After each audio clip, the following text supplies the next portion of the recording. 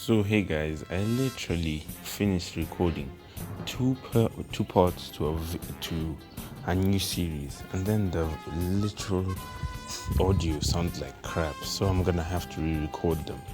So the new series I'm doing is what if Goku was abandoned and betrayed.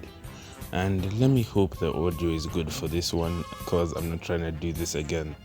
So sit back and enjoy.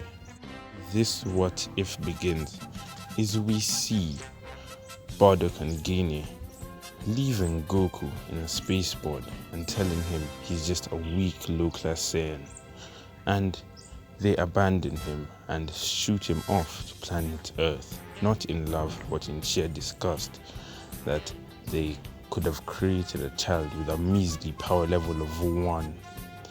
Bardock had been training so that his family could now be recognized as a middle-class family instead of being one that's known as a family of low power level.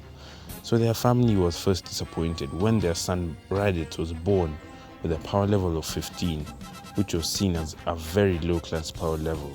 But what made them even angrier is their second son, Kakarot, was born with a power level of 1. This was outrageous in the eyes of them, as this is the lowest power a Saiyan has ever gotten, and this made them a laughingstock when other Saiyans met them. So they looked at Kakarot and they told him that he was weak and then how they wished he was never born. And Kakarot remembered everything they told him as he flew to planet Earth.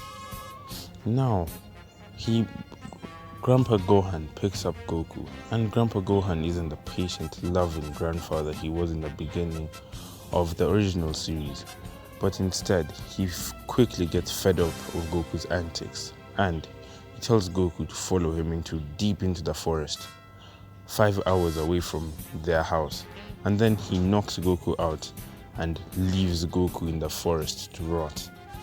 And Goku then realizes that he was betrayed by Grandpa Gohan and abandoned by his original parents. This creates a spark of anger and a need for revenge by Goku, and Goku resolves himself to make sure to get revenge on all those that have wronged him. So Goku, since he's a Saiyan, sets himself up and he decides that he will conquer this world and become its emperor. And he spends the next 12 years training inside of the forest, getting stronger and learning to control his Ozaru form. After these 12 years, he can control his Ozaru form about 70%, but sometimes he still goes berserk and can't fully control himself in the form, especially when he's very angry. So, after these 12 years, he stumbles upon a random village and then looks around. Villagers that see him start attacking him and getting angry with him since he's a man with a tail. And Goku gets angry at this and he says, if everyone hates me, then I'll just kill you all. So Goku then destroys their village and kills everyone there, but he makes sure to leave the books remaining. And he starts learning to read, to write, and generally becoming smarter. So Goku will be able to outsmart his enemies and think of clever plans. He then manages to keep reading all these books and he becomes more knowledgeable and smarter than even before, and even learns some martial arts from these books. So then he even learns how to make like small blasts and how to fly, but not that high, around like 3 centimeters into the air. But then now he realizes that there's something called the martial arts tournament that happens every year, and he decides to go and watch it so that he'll be able to learn all the moves that the opponents display. So he goes to the tournament and he sees Master Gohan and Master Roshi, and he observes them fighting, and he sees this Kamehameha wave. So in the final in this tournament is actually Roshi and Grandpa Gohan, as Gohan, since he didn't have Goku, actually continued his training and wanted to show off in this tournament. But as Goku saw Gohan, he got enraged, and as they were about to begin fighting, Goku launched a Kamehameha wave that he had just learned directly at Gohan and Master Roshi. Since it caught them off guard, it actually did some damage to them, and they got angry. And Gohan got Goku, beat him up in the stage, and said, "I regret ever picking you up, boy. You are a disgrace and disappointment to the whole turtle school name." And Goku smiled at this, and he said, "Is that so, old man? I'm happy you're gonna die with no regrets then, since you've said all you wanted to say." And Gohan said, "How do you think you're gonna beat me, yet you're in such a weak position?" And Goku said, "Don't worry, my time will come." And as Gohan keeps beating him, Goku gets angrier and angrier. And on top of this, what Gohan doesn't realize is the moon keeps rising and rising into the dark night sky. Every second that the moon rises cements 1 second in the end of Gohan's life. And as the moon reaches its peak and it's clear to see, Goku's eyes lose their color and he becomes the Ozaru, the monster that was feared and the one that made noises all the time in the jungle. So now, Goku launches a monstrous roar and he says, "Die, old man." And with one step from Goku's foot, Gohan is taken out of the living world. Then he looks at Master Roshi. "I can't have Gohan going to hell by himself, can I? He needs his best friend to go with him, don't you think?" So Roshi bulks up to his buff form. And as the audience members start running away from this, since Goku's power is so terrifying, Goku and Roshi launch into battle. But Roshi's attempts at survival are futile. Goku kicks, batters, and wrecks Roshi, since Goku in his transformed state is double as strong as Roshi.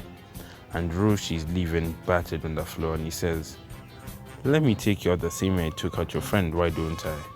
And Roshi's life is ended with one step.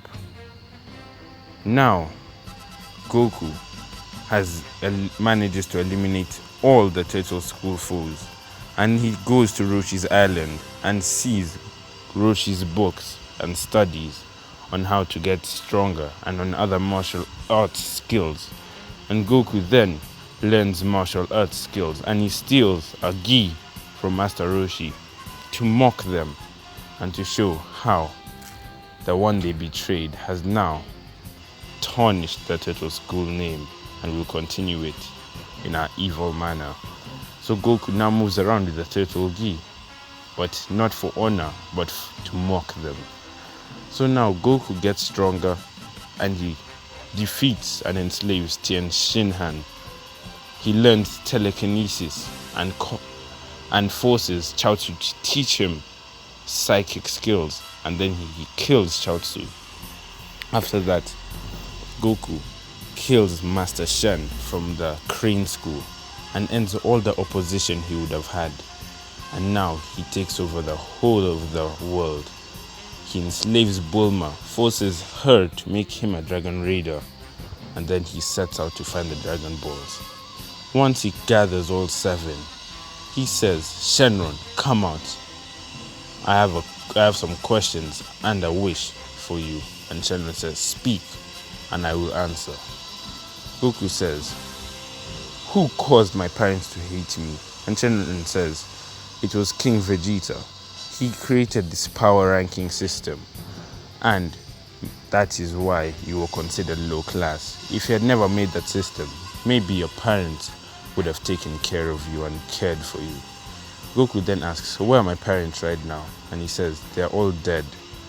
A tyrant called Frieza destroyed your planet and everyone on it except for some few Saiyans. Paragus and Broly, some other Saiyans who were betrayed by King Vegeta, were left on this inhabitable planet called Planet Vampa. And the other people who survived is your brother Raditz, Vegeta, and Nappa. Vegeta is a prince and the son of this evil king who messed up your life." And Goku says, "Thank you, Shenron. My last wish is I wish to become immortal. And this is where I'm gonna leave off part 1 for this what if. I hope you enjoyed and have a good day.